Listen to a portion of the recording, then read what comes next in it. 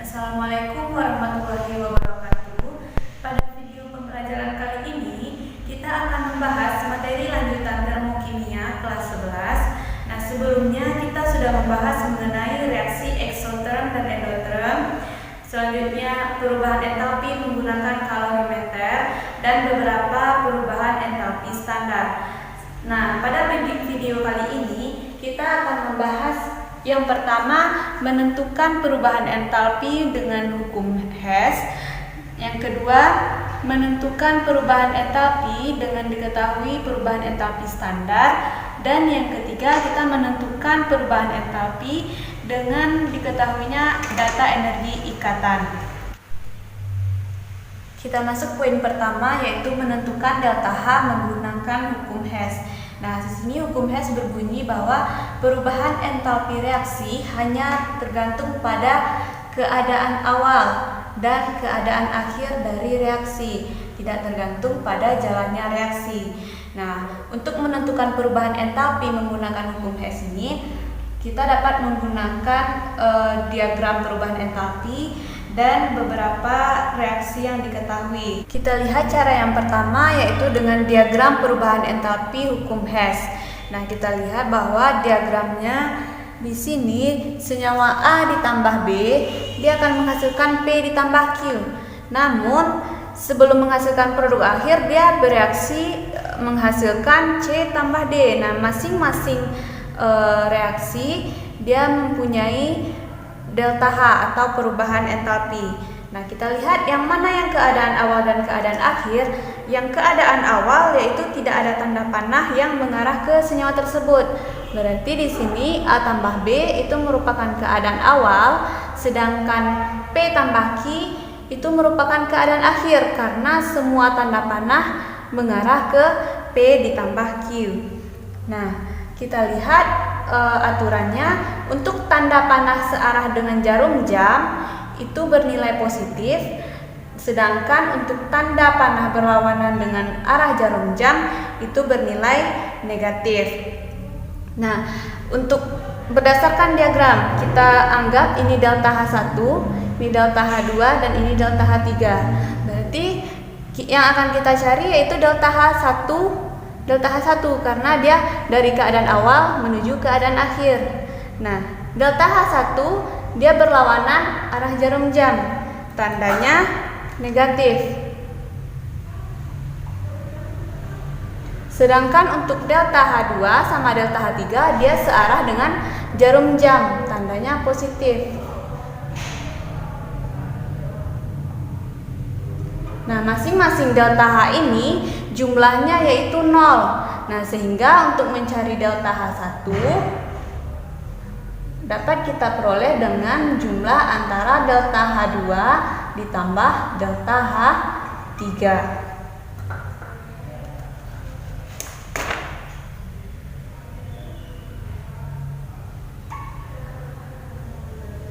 Nah, kita lihat contoh soal dengan menggunakan diagram perubahan entalpi. Bahwa di sini kita lihat 2S ditambah 3O2, dia melepaskan energi sebanyak 539 kJ membentuk 2SO2. Nah, ditambah lagi dengan oksigen, dia melepaskan energi sebanyak 197 kJ untuk membentuk produk akhir yaitu 2SO3. Nah, di sini yang ditanya energi yang dilepaskan pada saat keadaan awal menuju ke keadaan akhir yaitu delta H1. Nah, kita buat sesuai dengan persamaan sebelumnya bahwa delta H1 itu sama dengan delta H2 ditambah delta H3. Nah, perubahan entalpi delta H2 dia melepas energi sebanyak 539 kJ. Ditambah delta H3 dia melepas energi sebanyak 197 kJ. Maka diperoleh delta H1 yaitu negatif 790 kJ. Dia melepaskan energi sebanyak 790 kJ. Itu untuk contoh diagram perubahan entalpi. Nah, selanjutnya menentukan delta H atau perubahan entalpi menggunakan beberapa reaksi yang diketahui. Nah, jika reaksinya dibalik, maka delta H-nya juga dibalik. Nah, dibalik di sini maksudnya jika delta H awalnya itu bernilai negatif, maka dia reaksinya dibalik akan menjadi positif. Nah, yang kedua, jika reaksinya dikali X atau dikali suatu bilangan bulat, maka delta H-nya juga harus dikalikan. Yang ketiga, jika reaksinya dijumlahkan, maka delta H untuk reaksi akhir yaitu juga harus dijumlahkan. Kita langsung ke contoh soal. Di sini diketahui beberapa reaksi. Nah, ada 3 reaksi. Yang reaksi yang pertama 2H2 tambah O2 menghasilkan 2H2O. Reaksi yang kedua C ditambah O2 menghasilkan CO2. Reaksi yang ketiga C tambah 4H2O tambah O2 menghasilkan C3H7COOH dengan masing-masing perubahan entalpi yang diketahui. Nah, berdasarkan reaksi di atas, kita menghitung delta H atau perubahan reaksi untuk reaksi C3H7COOH ditambah 5O2 menghasilkan 4H2O ditambah 4CO2. Nah, yang pertama yang harus kita lihat yaitu C3H7COOH terdapat pada reaksi yang ketiga, namun terletak di sebelah kanan, sedangkan yang di soal terletak di sebelah kiri. Maka untuk reaksi 3 itu kita balik. Nah, di sini delta H-nya menjadi bernilai positif 147 kJ karena reaksinya dibalik. Nah, untuk 4H2O kita lihat di sini pada reaksi yaitu reaksi yang pertama ada H2O. Nah, terletak di sebelah kanan. Ini juga di sebelah kanan, namun pada soal dia terdapat 4 mol H2O. Di sini pada reaksi yang diketahui hanya 2 mol, berarti reaksi ini kita kalikan 2. Delta H-nya juga kita kalikan 2. Nah, untuk koefisiennya berarti ini menjadi 4, ini menjadi 2, dan ini menjadi 4H2O. Nah, selanjutnya untuk CO2. Untuk CO2 di soal diminta 4CO2, sedangkan pada reaksi yang diketahui yaitu reaksi 2 hanya 1 molekul CO2, berarti kita kalikan 4. Di sini 4CO2, 4O2 dan 4C. Lihat perubahan delta H-nya. Untuk reaksi yang pertama itu delta H-nya dikalikan 2, berarti delta H untuk yang pertama 2 dikali min 108 yaitu negatif 216 kJ.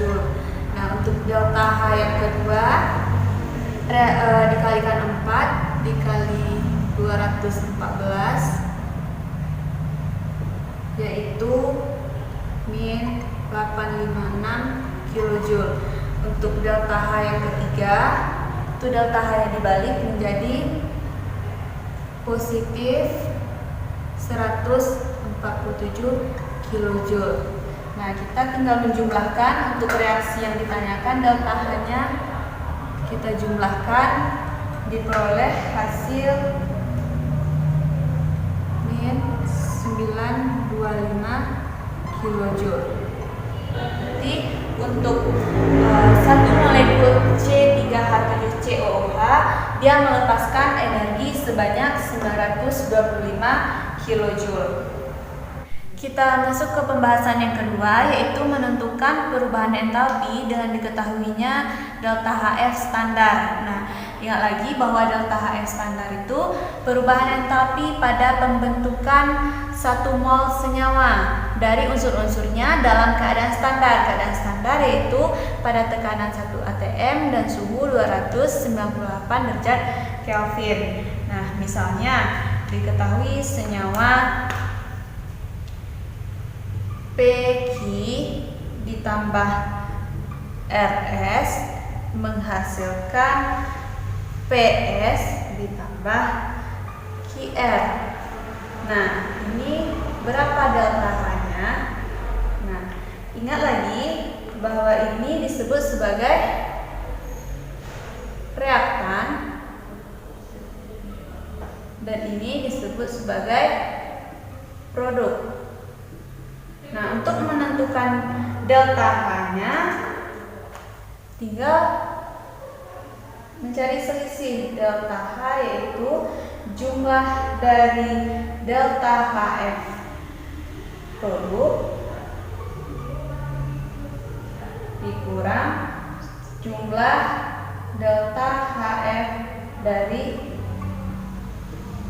reaktan.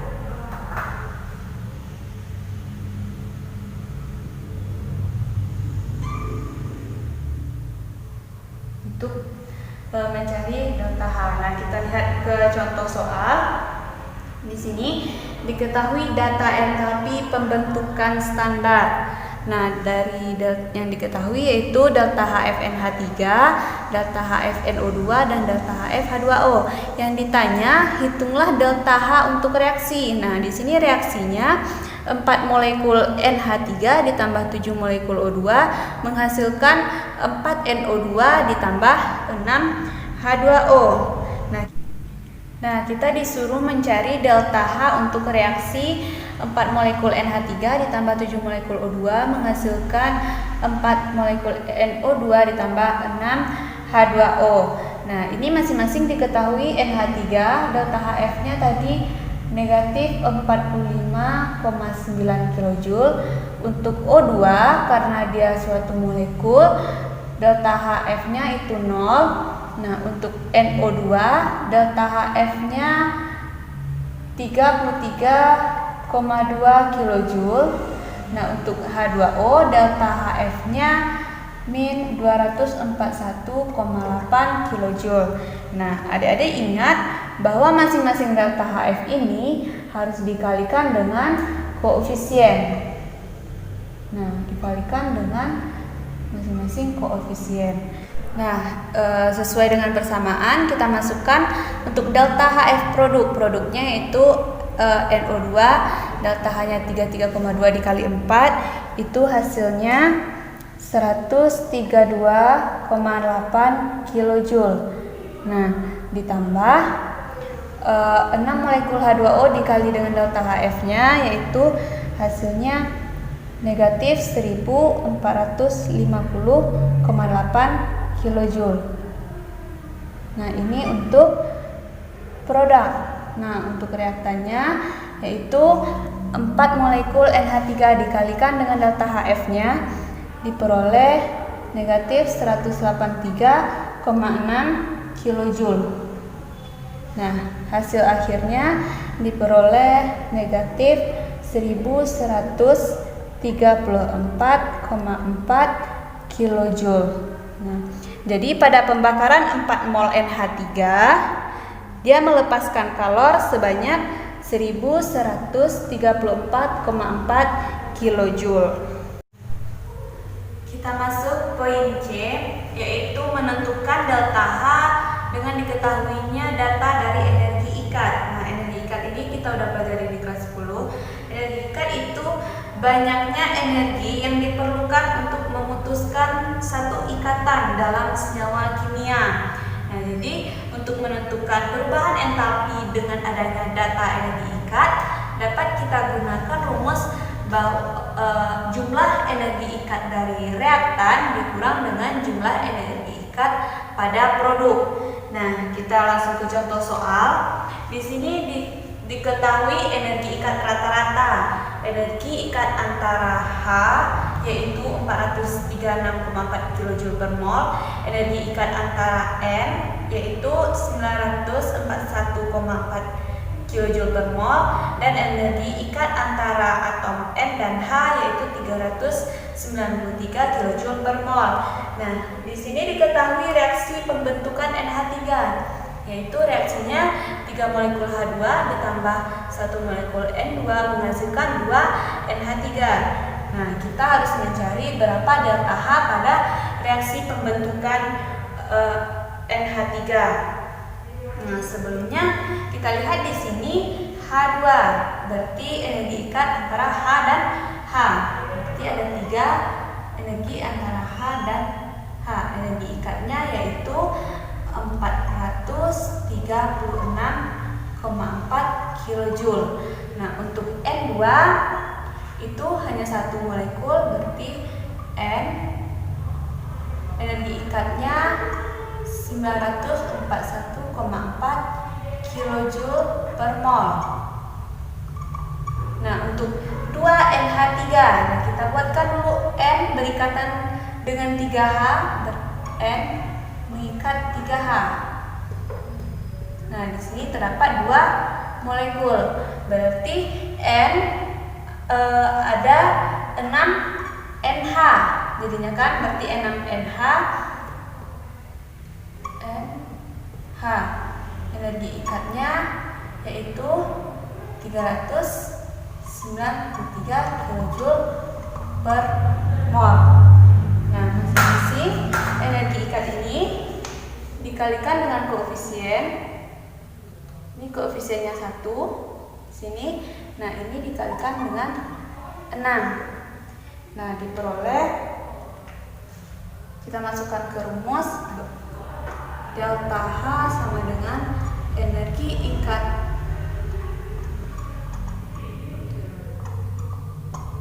reaktan kurang jumlah energi ikat produk. Energi ikat reaktan yang H2 dan N3. Nah, 3 dikali 436,4 ditambah 1 dikali 941,4. Ini untuk yang reaktan.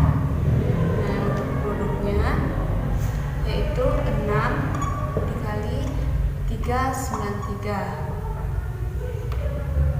Nah, ini hasilnya 1309,2 ditambah 941,4 dikurang 2358.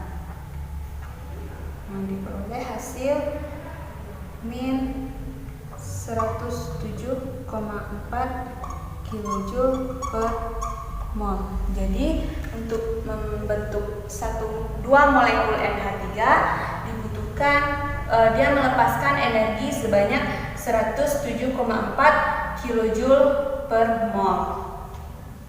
Nah, jadi kesimpulan dari video pembelajaran kita pada hari ini, ada 3 cara untuk menentukan perubahan entalpi. Yang pertama dengan hukum Hess.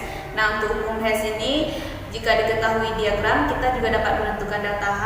Yang kedua, jika diketahui beberapa reaksi, kita juga dapat menentukan delta H atau perubahan entalpinya. Selanjutnya, kita menentukan perubahan entalpi dengan perubahan entalpi pembentukan standar. Nah, standarnya yaitu pada tekanan 1 atm dan suhu 298 derajat Kelvin.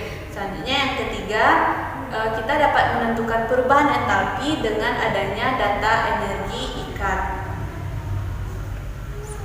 Sekian video pembelajaran kita pada hari ini. Kakak akhiri dengan wassalamualaikum warahmatullahi wabarakatuh.